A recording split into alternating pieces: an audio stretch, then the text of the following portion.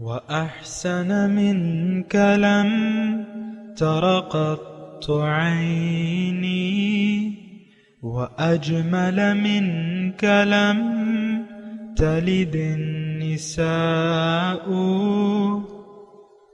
خلقت مبرأ من كل عيب خلقت مبرأ من كل عيب كأنك قد خلقت كما تشاء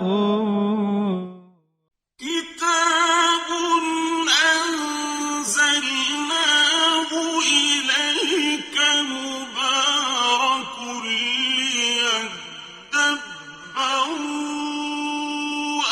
آياته وليتذكر أولو الألباب۔ یہ کتاب برکت والی ہے جسے ہم نے آپ کی طرف نازل فرمایا ہے تاکہ دانش مند لوگ اس کی آیتوں میں غور و فکر کریں اور نصیحت حاصل کریں۔ اللہم صلی علی سیدنا محمد وعلی آل سیدنا محمد بعدد کل ذرۃ مئۃ الف الف مرۃ۔ سامعین و ناظرین کرام، السلام علیکم ورحمۃ اللہ وبرکاتہ۔ سامعین کرام، سورہ الحشر آیت نمبر 5۔ آج کا موضوع، کیا ہم نے اپنے پیغمبر کی دعوت کو قبول کر لیا ہے؟ اس کے ساتھ آج کے سبق کا آغاز کرتے ہیں۔ سب سے پہلے گزشتہ سبق کا اعادہ ہوگا۔ وَلَوْلَا أَن كَتَبَ اللَّهُ عَلَيْهِمُ الْجَلَاءَ لَعَذَّبَهُمْ فِي الدُّنْيَا وَلَهُمْ فِي الْآخِرَةِ عَذَابُ النَّارِ۔ اور اگر اللہ نے ان کے حق میں جلا وطنی لکھ نہ دی ہوتی تو وہ انہیں دنیا میں اور سخت عذاب دیتا، اور ان کے لیے آخرت میں بھی دوزخ کا عذاب ہے۔ ذَلِكَ بِأَنَّهُمْ شَاقُّوا اللَّهَ وَرَسُولَهُ وَمَن يُشَاقِّ اللَّهَ فَإِنَّ اللَّهَ شَدِيدُ الْعِقَابِ۔ یہ اس وجہ سے ہوا کہ انہوں نے اللہ اور اس کے رسول صلی اللہ علیہ وآلہ وسلم سے شدید عداوت کی۔ ان کا سرغنہ کعب بن اشرف بدنام گستاخ رسول صلی اللہ علیہ وآلہ وسلم تھا، اور جو شخص اللہ اور رسول صلی اللہ علیہ وآلہ وسلم کی مخالفت کرتا ہے تو بے شک اللہ سخت عذاب دینے والا ہے۔ سامعین کرام، سورہ الحشر آیت نمبر 5، لفظی ترجمہ، ما قطعتم من لینۃ، جو کاٹ ڈالے تم نے درخت کے تنے، او ترکتموہا، یا تم نے اس کو چھوڑ دیا، قائمتاً علی اصولہا، قائمتاً کھڑا اپنی جڑوں پر، فبإذن اللہ، تو یہ سب اللہ کے حکم سے تھا، وَلِيُخْزِي الْفَاسِقِينَ، اور تاکہ اللہ تعالیٰ رسوا کرے نافرمانوں کو۔ تو سامعین کرام، تذکرہ ہو رہا ہے بنو نذیر کا، لیکن حقیقت میں یہ کون تھے بنو نذیر؟ یہ بات ذرا نوٹ کر لینا۔ دیکھیں، روایتی طور پہ آپ قرآن کے جو واقعات بیان ہوتے ہیں اس کو روایتی طور پہ نہ لیا کریں کہ یہ قصہ ہے اور بیان ہو رہا ہے اینڈ دیٹس آل، ایسی بات نہیں ہے۔ یہ ہمارے لیے ہے۔ ایسے لوگ آج ہم میں موجود ہیں، لیکن بکثرت موجود ہیں۔ وہاں تو قلیل مقدار میں تھے، یعنی 1000-1200 کی بنو نذیر کی مقدار ہوگی، اس سے زیادہ نہیں تھی۔ اور پھر جو ہے یہاں دیکھیں کافی بستیاں ہیں مسلمانوں کی، سابق مسلمان۔ سابق مسلمان کا مطلب میرا یہ ہے کہ جدی پشتی مسلمان، ہمارے باپ مسلمان، ہمارے دادا مسلمان، ہمارے پردادا مسلمان، ہمارے لکڑ دادا مسلمان۔ یہ مسلمانی جو ہے یہ چلی آ رہی ہے جیسے کہ ان میں چلی آ رہی تھی۔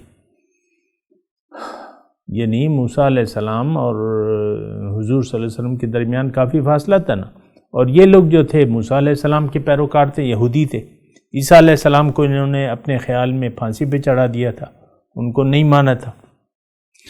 بہرحال تو میں آپ کو یہ عرض کر رہا ہوں، یعنی یہ تقریر شروع کرنے سے پہلے، کہ اس مضمون کو اپنے لیے، اس میں اپنے لیے سبق دیکھنے کی ضرورت ہے۔ یہ قرآن جو ہے یہ ایک نصیحت ہے، کلا انہا تذکرہ، دیکھو یہ ایک نصیحت ہے۔ تو اب جس کا جی چاہے نصیحت لے لے، تو یہ نصیحت بنیادی طور پہ کتاب نصیحت ہے، اور یہ جو بنی اسرائیل کا اور اس کے یہودیوں کا قصہ شروع ہو رہا ہے یا جو بیان ہو رہا ہے، تو اس میں کافی، اب مثال کے طور پہ جو گزشتہ آیت تھی، آیت نمبر 4، اس میں کیا تھا؟ ذالک بأنہم شاق اللہ ورسولہ ومن یشاق اللہ فإن اللہ شدید العقاب۔ یہ اس لیے کہ ان سابقہ مسلمانوں نے رسول اللہ اور اس کے رسول سے مخالفت کی روش اختیار کر لی، جیسا کہ ہم نے، اور اللہ تعالیٰ پھر فرماتا ہے جو بھی اللہ کی مخالفت کرے گا تو اللہ تعالیٰ شدید عقاب دینے والا ہے۔ اب دیکھیں اس میں یہ نہیں، صرف یہ میری بات نہیں ہے کہ میں آپ کو اس طریقے سے کر رہا ہوں، یہ تو قرآن کا مضمون میں بیان کر رہا ہوں، اور اس آیت نمبر 4 جو گزشتہ سبق میں ہم نے پڑھی، اس کا آخری جملہ جو ہے وہ قابل غور ہے۔ اس میں اللہ تعالیٰ عام طور پہ فرما رہے من یشاق اللہ فإن اللہ شدید العقاب، جو بھی اللہ کی مخالفت کرے گا تو اللہ تعالیٰ تو پھر سخت سزا دینے والا ہے۔ آج کا مسلمان جو ہے امت مسلمہ من حیث القوم اللہ تعالیٰ کے سخت عذاب میں مبتلا ہے۔ یہ بات آپ کو میں کہتا ہوں لیکن آپ کا یقین نہیں آتا۔ بہرحال دیکھیں، ایک تو مسلمان، میں کہتا ہوں کہ مسلمان آج نہیں ہے، مومنوں کی کوئی جماعت نہیں ہے، نہ ان کا کوئی امیر ہے۔ تو اس کا دلیل میرے پاس یہ ہے کہ آپ مجھے بتائیں کہ آج کا مسلمان ذلیل اور خوار ہے کہ نہیں ہے؟ یقیناً ہے۔ آپ مجھے اس بات کا جواب دیں کہ یہ مسلمان کو یعنی امت مسلمہ پٹ رہی ہے کس کے ہاتھوں؟ اس ذلیل یہودیوں کے ہاتھوں۔ آپ دیکھیں ہماری پٹائی ہو رہی ہے۔ اسرائیل جو ایٹمی طاقت ہے، جس کے پاس ہم پاکستان سے زیادہ ایٹم بم ہے، وہ ہمارے خلاف جو ہے سازشیں کر رہا ہے۔ اس کے سامنے جو اس مقامی لوگ ہیں عرب، وہ ان کی دوستی کی سوچ رہے ہیں، اس کی مخالفت کا نہیں سوچ رہے، یا اس سے مقابلے کا نہیں سوچ رہے۔ پھر جو امت مسلمہ ہے، دیکھیں عیسائی قوم امریکہ کی، ظاہر ہے اکثریت ان کی عیسائی ہے، اور عیسائی کون ہے؟ گمراہ قوم ہے۔ ان کے ہاتھ میں اللہ تعالیٰ نے ڈنڈا دیا ہوا ہے اور ہمیں پٹوا رہا ہے اس سے۔ یعنی یہود و نصارہ سے بدترین حالت ہے ہماری، اور اللہ تعالیٰ کو ہم نے ناراض کیا ہوا ہے اور ناراض کرنے کی کوششوں میں لگے ہوئے ہیں۔ آج دیکھ لیں پاکستان، اپنے ملک کا پاکستان کا حال دیکھ لیں، روشن خیالی کو آپ اہمیت دیتے ہیں۔ آپ نے اپنے اسمبلیوں میں کس کو ووٹ دے کے بھجوایا ہے؟ کس پر اعتماد کیا ہے جو بظاہر روشن خیال لگتے ہیں آپ کو؟ آپ آج سرکردہ پارٹیاں جو ہیں، ان کا اسلام سے کیا لینا دینا ہے؟ اسلامی نظام سے ان کا کیا لینا دینا ہے؟ آپ مجھے بتائیں۔ اور یہ آپ نے سلیکٹ کیے ہوئے ہیں اور وہ آپ نے بھجوایا ہے اسمبلیوں کو، ان کو یعنی اقتدار میں آپ لائے ہیں، میں تو نہیں لایا۔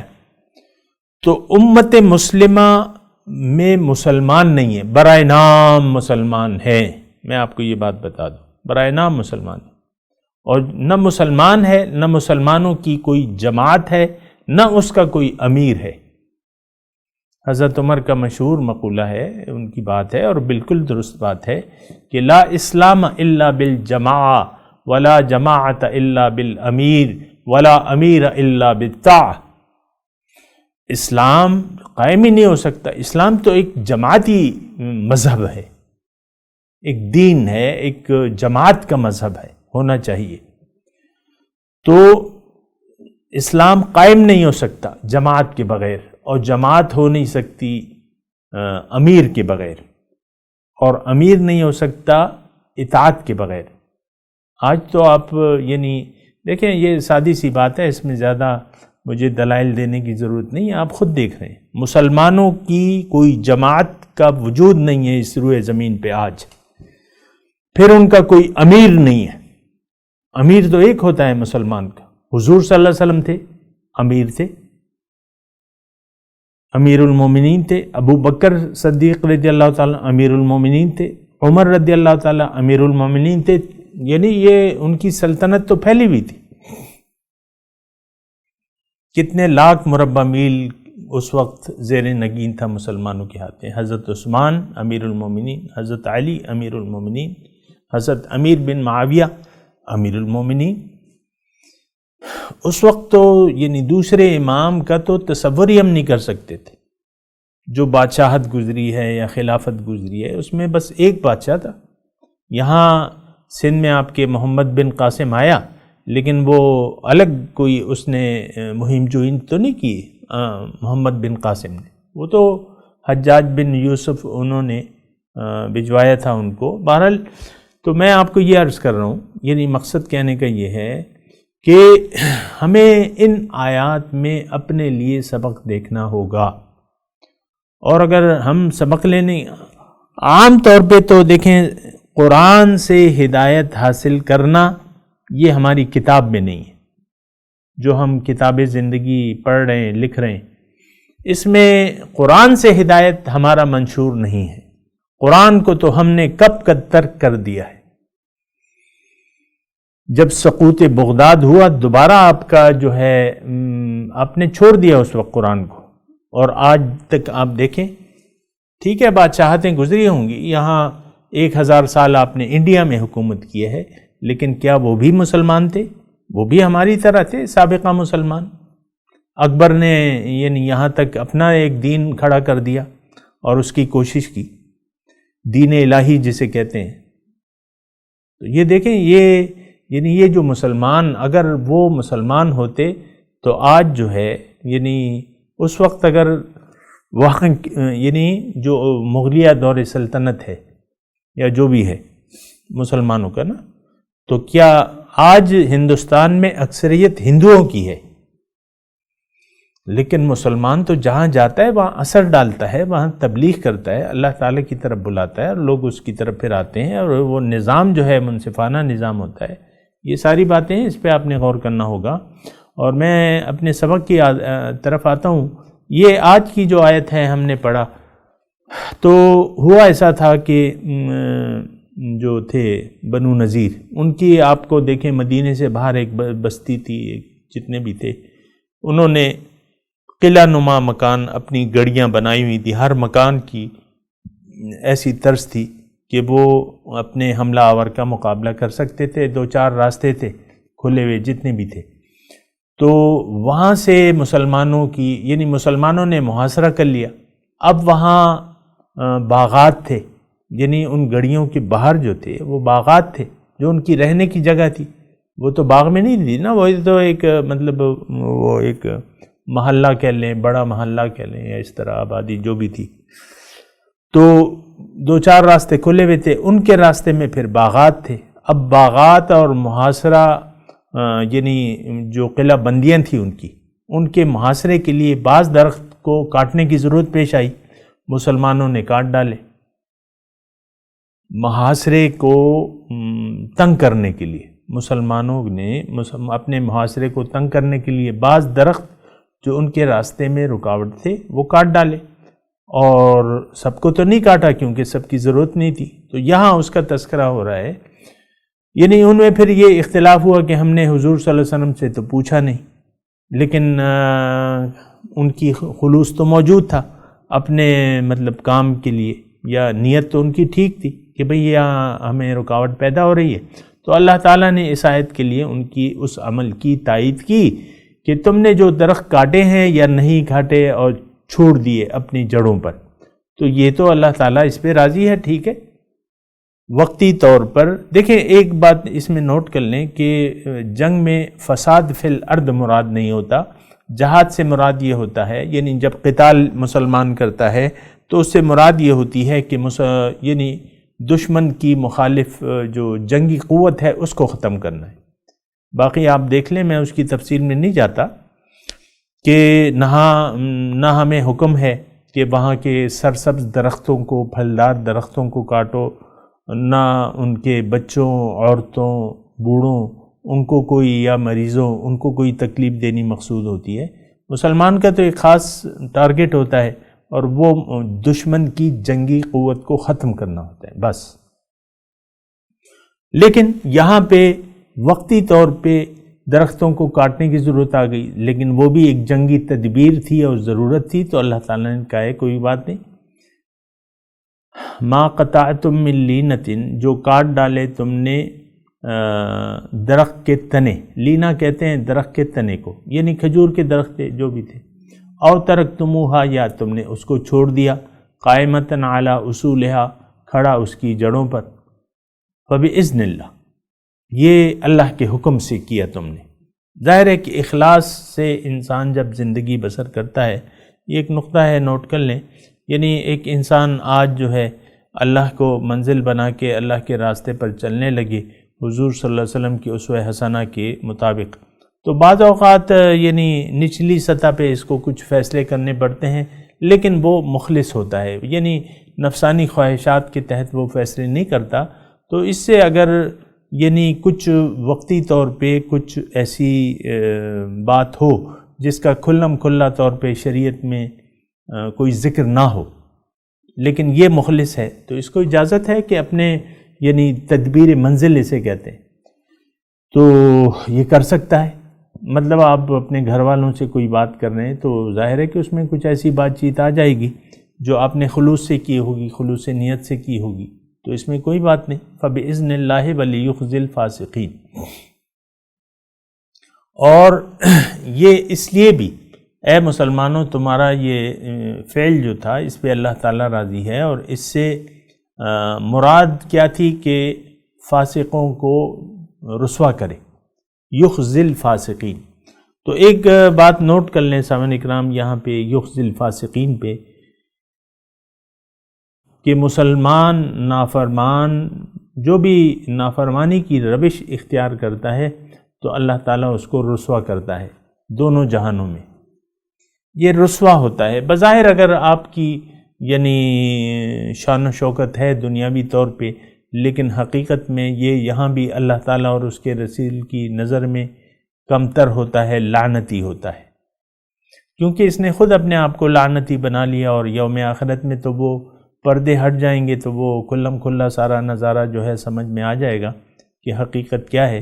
لیکن رسوائی جو ہے مقدر ہے نافرمانوں کی۔ یہ میں آپ کو یعنی تھوڑی سی چلیں وہ آپ کو میں ایک آیت سنا بھی دیتا ہوں کہ یہ یخزی یعنی رسوائی جو ہے اس میں اس آیت میں بھی الفاظ استعمال ہوئے، اور جو میں نے ابھی یہ مضمون بیان کیا ہے اس میں بھی رسوائی کا تذکرہ میں نے کیا ہے۔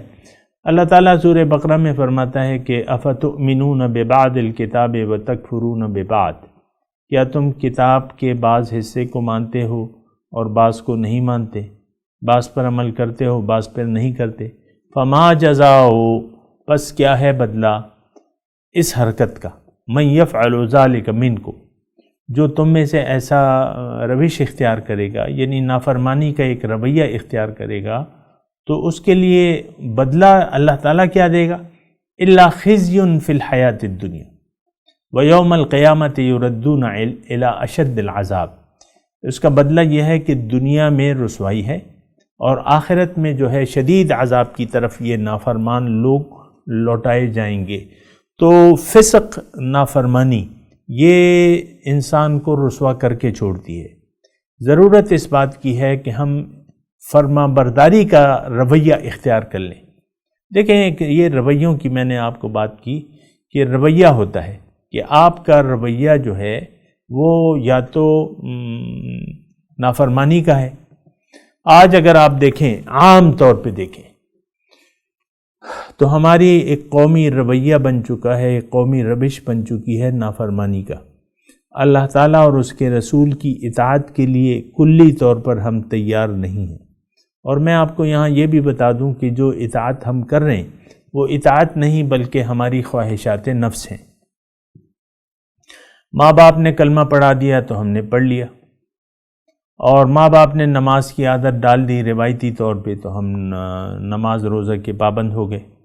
اب یہ سارے کام جو ہیں ہم روایتی طور پہ کر رہے ہیں، روزے رکھ رہے ہیں، زکاتیں دے رہے ہیں، حج اور عمرے پہ جا رہے ہیں، اور تو یہ روایتی ہے، یعنی یہ نہیں کہ اس میں اللہ تعالیٰ سے محبت کا کوئی عنصر شامل ہے، یا یہ سب کچھ ہمارے جو اعمال ہیں تو وہ روایتی ہیں۔ اور آپ کو میں یہ یہاں پہ یاد بھی دلا دوں، یہ روایتی طور پہ۔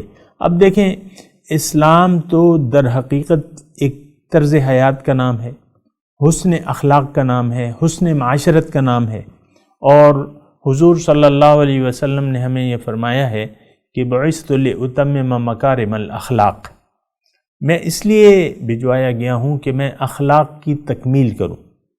آپ کے اخلاق، آپ تو یعنی ہم امت مسلمہ اس وقت اخلاق باختہ قوم ہیں۔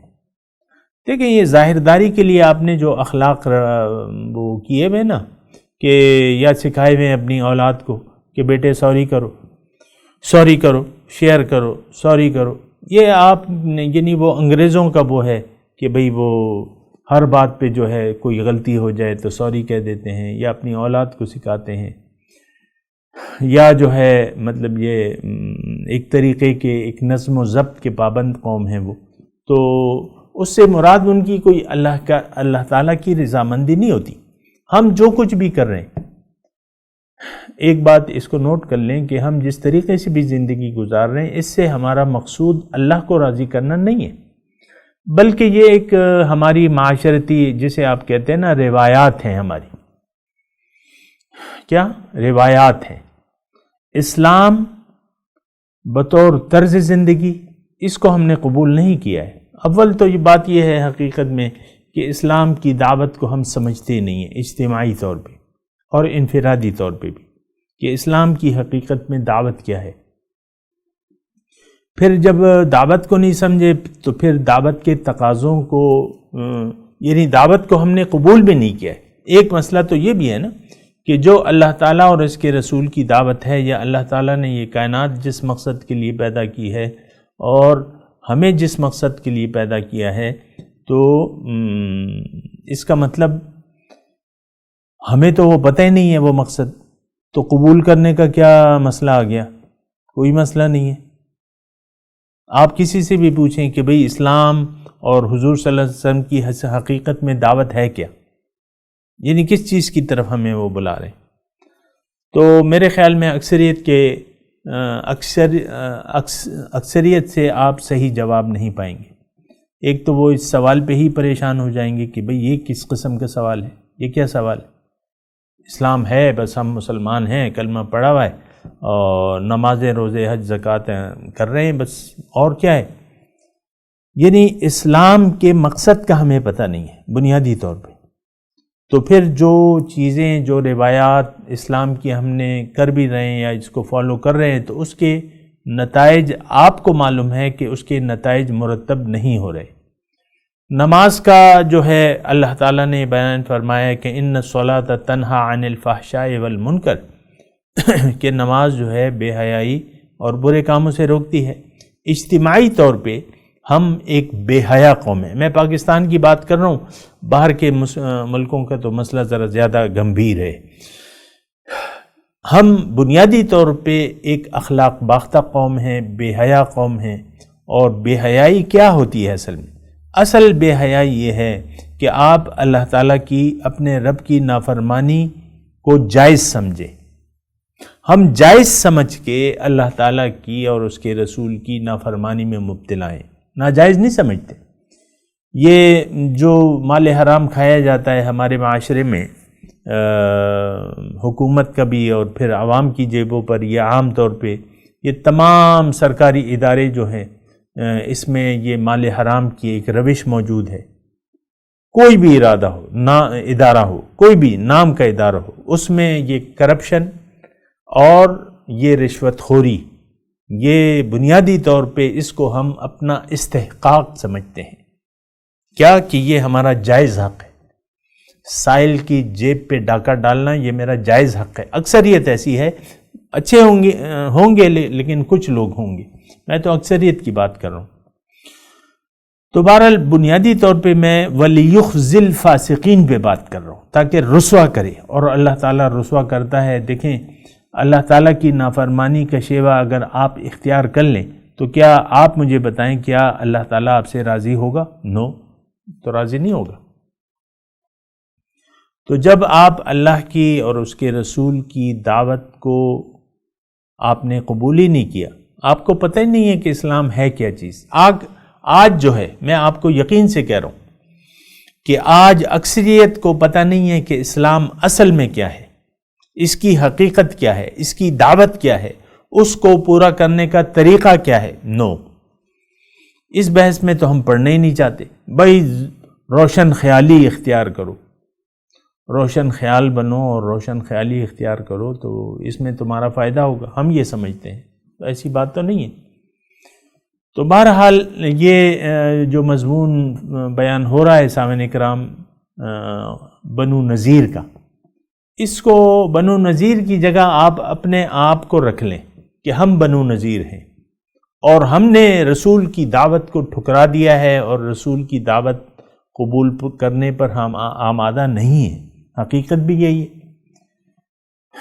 جو دعوت ہے رسول کی اللہ کی طرف، اس کو تو نہ ہم نے قبول کیا ہے، نہ اس پر ہم سمجھے ہیں، نہ اس کو قبول کرنے کے لیے عملی طور پہ تیار ہیں۔ بات یہ ہے، ضرورت اس بات کی ہے کہ دنیا اور آخرت کی اگر رسوائی سے آپ نے اپنے آپ کو بچانا ہے تو پھر اللہ اور اس کے رسول کی کو صحیح جواب دینا ہوگا، اس میں ہماری زندگی ہے۔ جواب دینا ہوگا یعنی اس دعوت کو قبول کر لینا ہوگا، اور جو مقصد حیات ہے وہ مقصد حیات آپ کو اس وقت حاصل ہو سکتا ہے جب آپ فرما برداری کا ایک شیوہ اختیار کر لیں، اللہ تعالیٰ کے حکم کے سامنے سر جھکا دیں، تو بات پھر بن جائے گی۔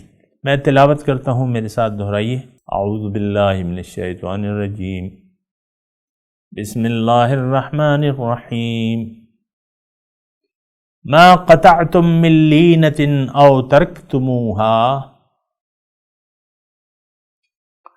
قائمة على اصولها وبإذن اللہ ولیخزی الفاسقین۔ ترجمہ سنا دیں۔ ما قطعتم من لینۃ، جو کاٹ ڈالے تم نے درخت کے تنے، او ترکتموہا، یا تم نے اس کو چھوڑ دیا، قائمتاً علی اصولہا، چھوڑ دیا کھڑا اس کی جڑوں پر، وَبِإِذْنِ اللَّهِ، تو یہ سب اللہ تعالیٰ کے حکم سے تھا، وَلِيُخْزِيَ الْفَاسِقِينَ، تاکہ وہ نافرمانوں کو رسوا کر دے۔ اب ان آیت کی تلاوت اور ترجمہ سنتے ہیں۔ ما قطعتم من لینة او ترکتموها قائمة على اصولها فبإذن الله وليخزي الفاسقين۔ Whether you cut down a tree or leave it standing on its trunk, it is by God's will. He will surely disgrace the sinners۔ اس کے ساتھ ہی آج کے درس کا وقت اختتام کو پہنچا۔ انشاءاللہ اگلے درس میں ملاقات ہوگی۔